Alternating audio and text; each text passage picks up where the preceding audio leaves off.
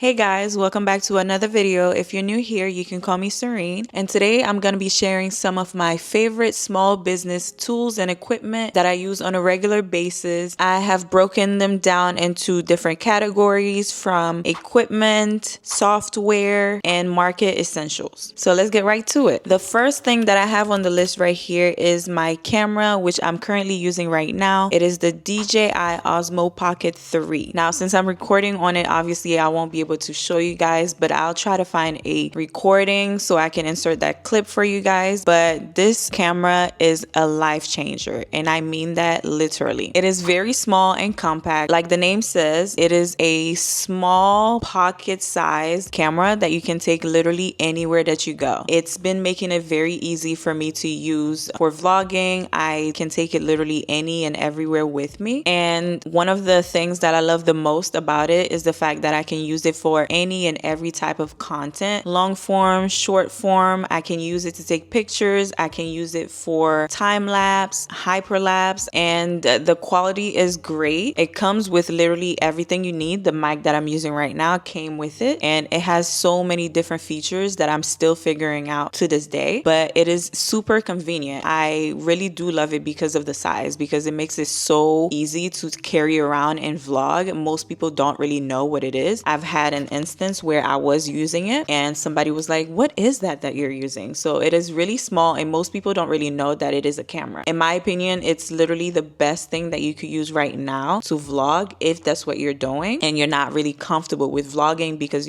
carrying a big bulky camera makes it a little bit harder. But with everything that it has to offer, of course it has its negative, and I would say the price may turn a lot of people off because it is a little bit on the pricier side, but I think it is worth it in the end, because you literally can use this one camera for everything that you're doing, for your business, for video, for content. You can use just this one camera for all of that. Another con that I would have to say about this camera is that it fills up really fast with the memory card. But if you want, you can definitely buy some new memory card or delete videos and footage as you go when you're finished editing them. But overall, I would definitely recommend this camera for anybody who's looking to start on their content creation. The next thing that I have right here for equipment is my camera. This is the camera that I used to use before using the DJI Osmo Pocket 3. It is a Sony a6400 camera. I absolutely love the quality, and I still use it to this day to take pictures. It's really big, so I used to really hate it when I used to have to take videos with it, so it would deter me from using it a lot. But I do love using it for professional pictures because it really does get each and every single picture perfect. It does require some extra equipment like different lenses, and you also require extra things like a mic if you want to get an audio correct, and you may also have to get a stand, and the cost is pretty up there as well, which is really annoying if you're thinking about it. Like this small camera that I'm using right now, it comes with everything for one price, but once you purchase the a6400 Sony camera, you have to buy other things on top of the camera so that you can get all of the features that come with this one simple camera right here. Although I do like it and it does get the work done, I would definitely say it is not as convenient as the Osmo Pocket 3, but I do still use it to this day for my professional pictures. The next thing on the list is my iPhone that I'm currently using right now for my notes to refer to. Before having any of these two cameras, I used to use my phone to create content with. This is an iPhone 13 Pro, and the quality is still great. Whenever I used to record with it, nobody used to complain about the quality of my videos. It was very convenient to be using my phone for any content that I would create, but it of course had its downfall because with everything that I record, they take up a lot of space, and then I will have to export all of those things, make sure that I edit them as soon as possible so that I don't run out of space when I'm trying to create my next content. So that was actually a headache on a regular basis that I would have to deal with, but it was convenient. So I would recommend using your phone if you're just starting off with content creation and you're not 100% sure that it is something that you want to continue with. So rather than wasting money, just use your phone. Another equipment that I use in relation to my phone is my MacBook. I don't remember the specific name of this MacBook, but I think it has an M1 chip in it, which means that it somehow does better work than other MacBooks from before. But I do use that on a regular basis to edit my videos. It is super fast, super convenient with AirDrop, iMovie, iCloud, all of those things. If I am recording on my phone, I know that my videos and my pictures will go straight to iCloud, and I can transfer each and every single one of those contents to my computer without having to do much work. So that's very convenient when it comes to having an iPhone and having a MacBook at the same time. Now, with that said, I would say that the MacBook really does fill up pretty fast when it comes to content creation, because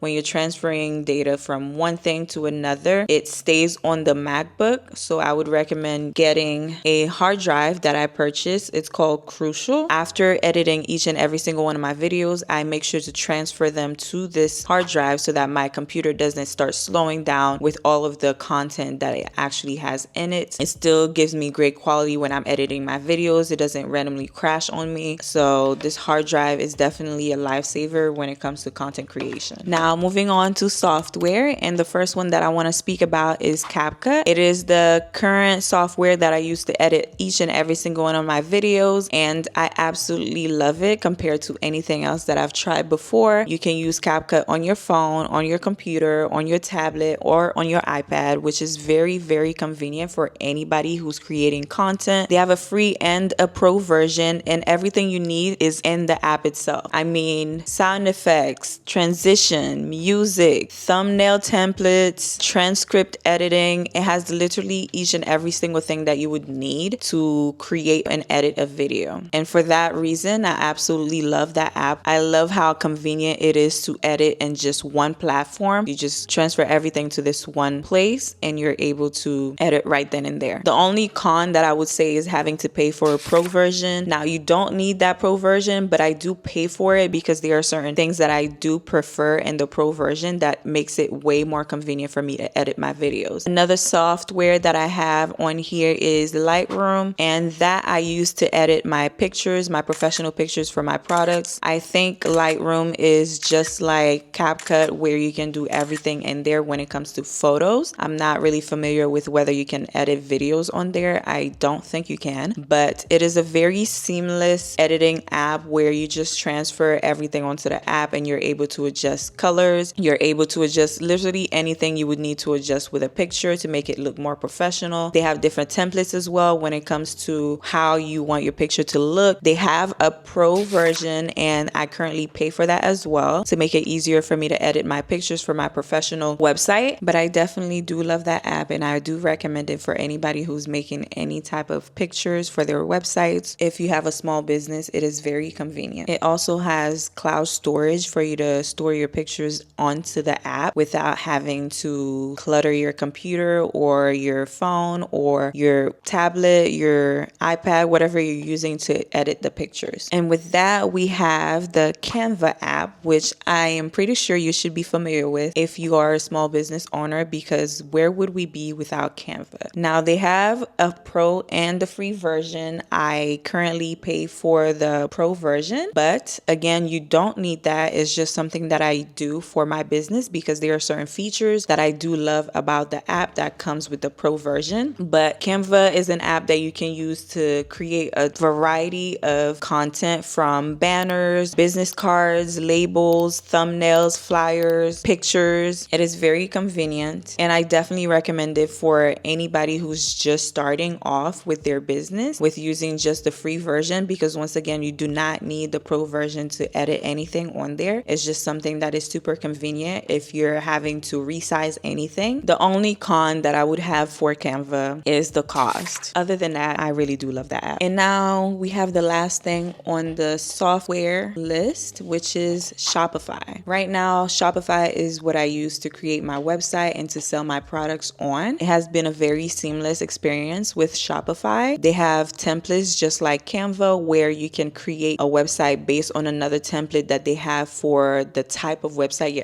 you're looking for. For instance, if you're selling clothes, if you're selling skincare, they have different templates for those. You can add or remove anything as you're building the website. You can also add keywords to make sure your website shows up on the higher pages on Google. My favorite thing about it is that you can easily set it up for yourself, or you can pay somebody else to do it for you. I personally created my Shopify storefront myself because I wanted a more hands-on experience with how it was created when wanting to know how I can edit everything myself, just in case like I wanted to edit anything in the moment, not having to pay anybody to do that and having to wait, is something that I truly like. So I set that up myself, which means that you can do it yourself as well. So Shopify is very easy to figure out. Now, the only thing that I would say is the con for me so far has been the cost. You have to pay for the subscription every month. And they also have other apps that you can add on to Shopify to make the website look more professional. So those can be free, and some of them are monthly, some of them are just a one-time pay. So you just have to do your research to see which ones you like and which one goes with what you're currently looking for. But definitely love Shopify. Now we have the last category of the list, which are my market essentials. For anybody who has a small business, I would assume that you attend some farmers markets or pop-up events. So these would be my market essentials for you as a small business owner, starting with a display board. Now you may not need a display board per se, but I would definitely recommend getting something that displays what it is that you do, what your business name is, phone numbers, your location, or something of the sort that has information about your business without your customers having to come to you and ask you about the information. Now that may be a display board, or it could be a banner, or it could be some flyers that you have around. But I definitely love using my display board because I'm able to change it around every time I go to a different market. If I'm having any specials, I'm able to write on there what the specials are. I can basically customize it how I want for the day. So I prefer the display board as opposed to having a banner, but you can have both, or you can have one or the other. The con that I would say that I have with having a display board is that when it rains, the chalk would wipe off, so you would have to move your display board somewhere where it won't get wet. But other than that, I think a display board is very much needed for anybody who's attending any farmers markets or any pop-up event. Now the next thing that I have on the list is a table. This is what I use to display all of my products. I use a cover for the table so that it looks more professional. I think this is definitely a need for anybody who's attending any pop-up events, because you're going to have to display your products in some type of way, and having a table is the super convenient way to do that without having to have any extra things with you. Now with getting that, I would say the con that comes with having a table is having to carry it around because it is heavy, but it is worth it. Another thing that I have on the list is a tent. Right now I am using a 10 by 10 tent that I bought on Amazon. I think this is another market essential because it shields you from the sun, from the rain. It gives your customers a space where they can feel like this is kind of like your store, but not really a store. It gives them a perimeter where you are as a business owner, where they can speak to you and feel like they're connected to you in some type of way. The one that I currently own has a rolling case. Once I'm done with it, I can literally just put it in this case and then roll it around with me to the car to store it, which makes it very convenient compared to the one that I used to have before, where I used to have to carry it by hand and not roll it behind me like a suitcase. It came with some sticks and some ropes, so like if you were outside and you had to secure the tent, you would insert those sticks into the ground and then tie them to the tent so they could be more secure in case it's windy outside. But if you're not in an area where there's ground for you to do that, you can purchase some weights that you can attach to the legs of the tent to make it more secure and prevent it from flying when there's super windy day. I know that some markets definitely require you to have a tent, so if you're looking into getting to any markets or pop-up events, make sure that you look to see if they require that first. The only con that I have about having a tent right now is having to install it, which I don't really have a complaint for. It's just something to add onto the list as a con because it takes maybe 2 to 4 minutes for me to install it, which is not that long to me. Now we have the last thing on the list that I have. It's a POS reader that Shopify sent to me once I set up my online store. It is basically a reader that lets me scan cards. It lets me accept payments from customers like Tap Pay and things of the sort. I definitely recommend using one of those because it makes it more convenient for you to accept different types of payments rather than just cash. It also is very convenient when you get one from Shopify or the store that you're currently selling on, because mine is syncs to Shopify directly so that I don't oversell my products. Say a person is currently buying from me in person and another individual is buying online, the Shopify store will link client that immediately without me overselling any products and having to reach out to anybody saying that we're sold out and having to apologize. So it prevents all of that confusion. Some of them come with extra fees that you have to pay on a monthly or yearly basis, but it just depends on how many orders that you're placing in that time frame. The number one con that I have for the POS reader so far has been the fact that sometimes, I don't know if it is my phone or if it's the POS reader itself, but sometimes they don't want to connect to my phone for some reason. I have tried to figure out what the problem was, but I couldn't figure it out. And sometimes I have to basically reset it with the customer in front of me, which is kind of a headache. And I just simply purchased a new one, which I currently don't have right now to show you guys because somehow I misplaced it. But those are my current small business essentials. These are things that I use on a regular basis for my business in some type of way that I would recommend to you as a small business owner. Let me know in the comments if you have any of these that you've used or if you have any suggestions for the future. I would definitely love to check them out. And until next time, guys, bye.